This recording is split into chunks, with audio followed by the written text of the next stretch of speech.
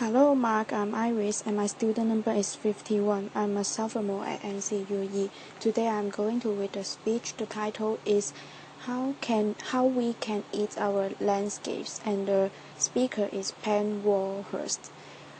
The will to live life differently can start in some of the most unusual places. This is where I come from.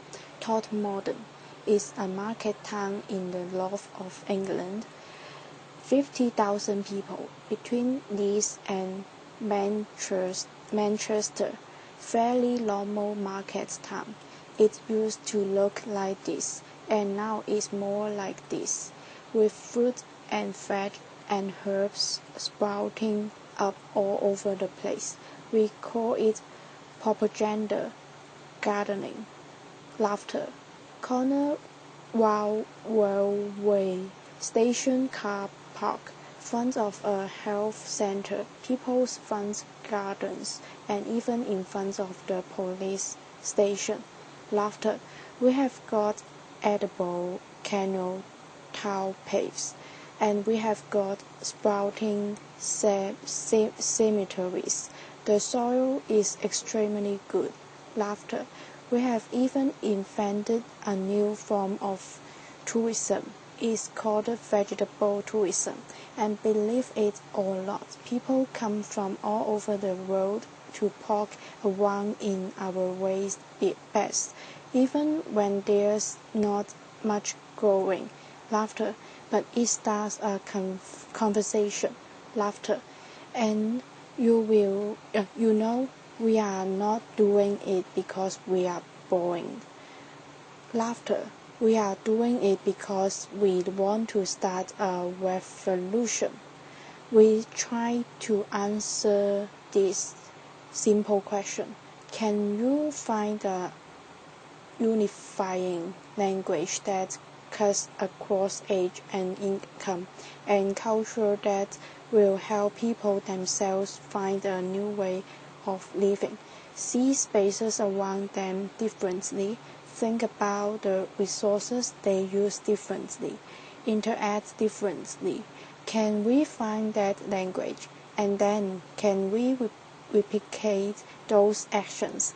And the answer would appear to be yes, and the language would appear to be food.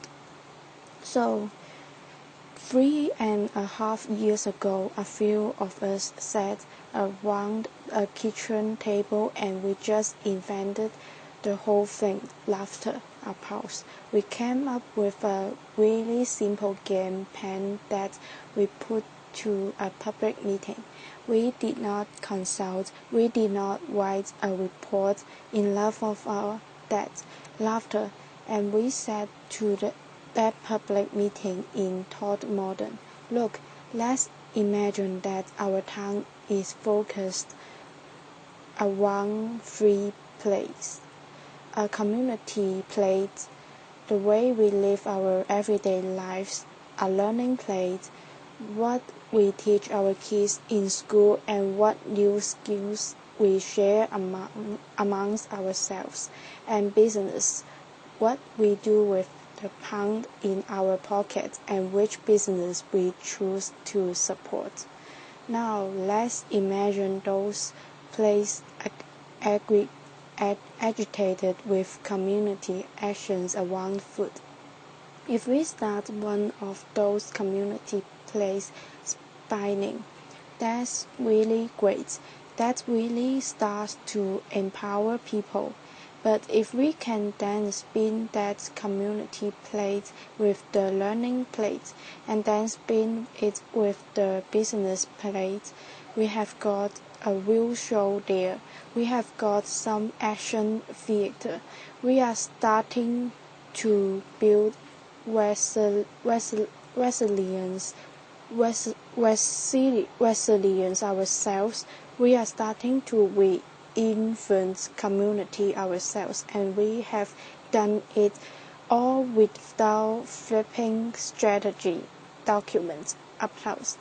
And here's the thing as well, we have not asked anybody's permission to do this. We are just doing it. Laughter. and we are certainly not waiting for that check to drop through the letterbox before we start. And most importantly of all, we are not daunted by the sophisticated arguments that say these small actions are meaningless in the face of tomorrow's problems, because I have seen the power of small actions and it is awesome. So back to the public meeting. Laughter. We put that proposition to the meeting. 2 seconds and then the room exploded. I have never ever experienced anything like that in my life, and it has been the same in every single room, in every time that we have ever told our story. People are ready and respond to the story of food. They want positive actions that they can engage in, and in their bunks they know it's time to take personal responsibility and invest in more kindness to each other and to the environment. And since we had that meeting 3.5 years ago, it has been a heck of a roller coaster. We started with a seed swap, really simple stuff, and then we took an area of land, a straight on the side of our main road, which was a dog toilet, basically, and we turned it into a really lovely herb garden. We took the corner of the car park in the station that you saw, and we made vegetable beds for everybody to share and pick from themselves. We went to the doctors. We have just had a £6 million health centre built in Todd Modern, and for some reason that I cannot comprehend, it has been surrounded by prickly plants. Laughter. So we went to the doctors, said, "Would you mind us taking them up?" They said, "Absolutely fine, provided you get planning permission and you do it in Latin and you do it in triplicate." So we did. Laughter. And now there are fruit trees and bushes and herbs and vegetables around that doctor's surgery. And there has been lots of other examples, like the corn that was in front of the police station, and the old people's home that we have planted it with food that they can pick and grow. But it isn't just about growing, because we all are part of this jigsaw. It's about taking those artistic people in your community and doing some fabulous designs in those waste bags to explain to people what is going there, because there's so many people that don't really recognize a vegetable unless it's in a bit of plastic with a bit of an instruction packet on the top. Laughter. So we have some people who design these things. If it looks like this, please don't pick it. But if it looks like this, help yourself. This is about sharing and investing in kindness. And for those people that don't want to do either of those things, maybe they can cook. So we pick them seasonally, and then we go on the street, or in the pub, or in the church, or wherever people are living their lives. This is about us going to the people and saying, we are all part of the local food jigsaw. We are all part of a solution. And then because we know we have got vegetable tourists, and we love them to bits, and they are absolutely fantastic. We thought, what could we do to give them an even better experience?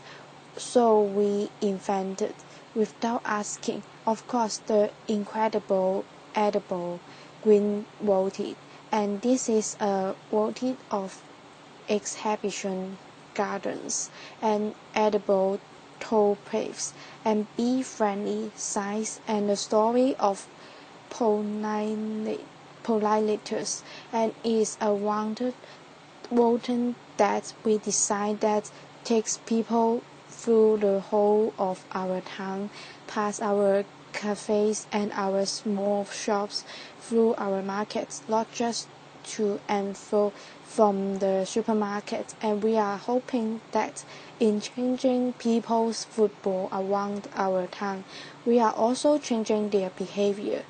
And then there's the second plate, the learning plate. Well, we are in partnership with a high school. We have created a company. We are designing and building an aquaponics units in some land that was spare at the back of the high school, like you do. And now we are going to be growing fish and vegetables in an orchard with bees, and the kids are helping us build that, and the kids are on the board. And because the community was really keen on working with the high school is now teaching agriculture.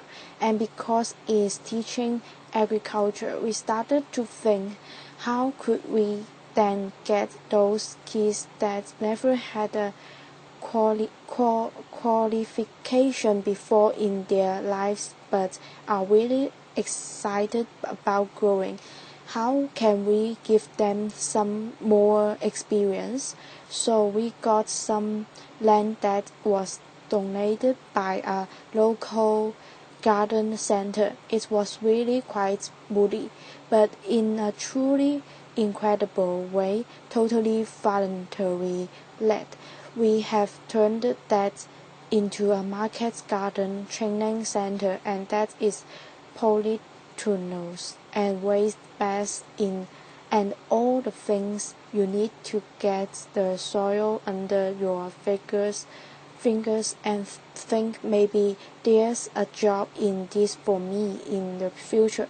And because we were doing that, some local academics said, we could help design a commercial horticulture course for you. There's not one that we know of, so they are doing that, and we are going to launch it later this year. And it is all an experiment, and it is all voluntary. And then there, the third place, because if you walk through an edible landscape, and if you are learning new skills, and if you start to get interest in what is going seasonable, you might just want to spend more of your own money in support of local producers, not just veg, but meat and cheese and beer and whatever else it might be.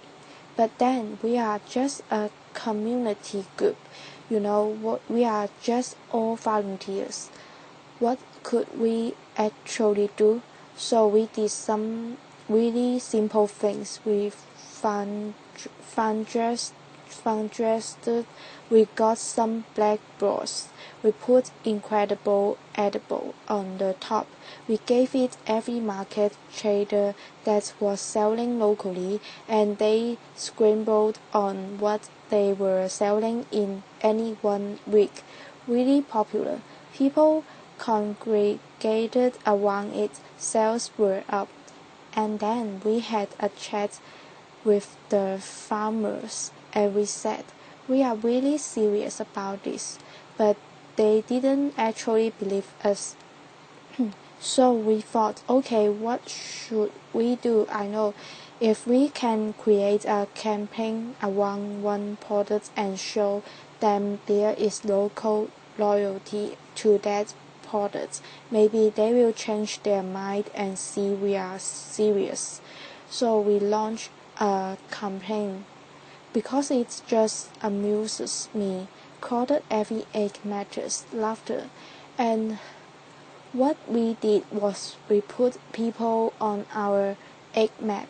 Is a stylish map of talk modern. Anybody that is selling their excise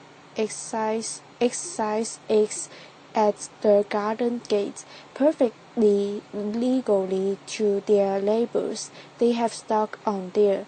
We started with 4 and we have now got 64 on. And the result of that was that people were then going into shops asking for a local taught modern egg, and the result of that was some farmers upped the amount of frost they got of free-range birds, and then they went on to meat birds. And although these are really small steps, that increasing local economic confidence is starting to pay out in a number of ways, and we now have farmers doing cheese, and they have upped their frost and rarer bred pigs. They are doing practice and pies and things that they would have never done before. We have got increasing markets selling local food, and in a survey that local students did for us, 49% of all food traders in that town said that their bottom line had increased because of what we were actually doing. And we are just volunteers, and it's only an experiment. Laughter. Now, none of this is rocket science. It certainly is not clever, and is not original, but it is drawn up, and it is inclusive. This is not a movement for those people that are going to shut themselves out anyway. This is a movement for everyone. We have a motto. If you eat, you are in. Laughter. Applause. Across age, across income, across culture. It has been really quite a roller coaster experience, but going back to that first question that we asked, is it replicable? Yeah, it most certainly is replicable. More than 30 towns in England now are spinning the incredible edible plates, whichever way they want to do it, of their own volition. They are trying to make their own lives differently and worldwide. We have got communities across America and Japan. It's incredible, isn't it? I mean America and Japan and New Zealand. People after the earthquake in New Zealand visited us in order to incorporate some of this public spiritedness around local growing into the heart of Christchurch. And none of this takes more money, and none of this demands a bureaucracy.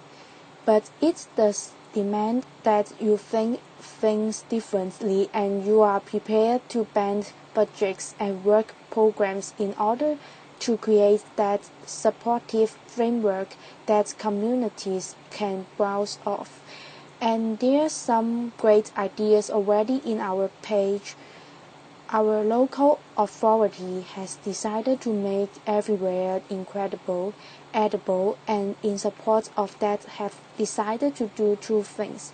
First, they are going to create an asset register of spare land that they are got, put it in a food bank so that communities can use that wherever they live, and they are going to underpin that with a license. And then they have said to every single one of their workforce, if you can help those communities grow and help them to maintain their spaces. Certainly, we are seeing actions on the ground from local governments. We are seeing this mainstream.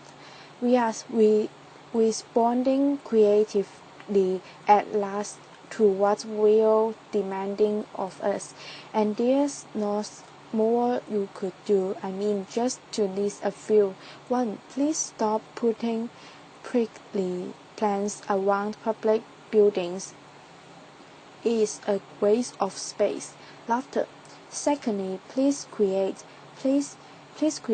edible landscapes so that our children start to walk past their food day in, day out, on our high streets, in our parks, wherever that might be.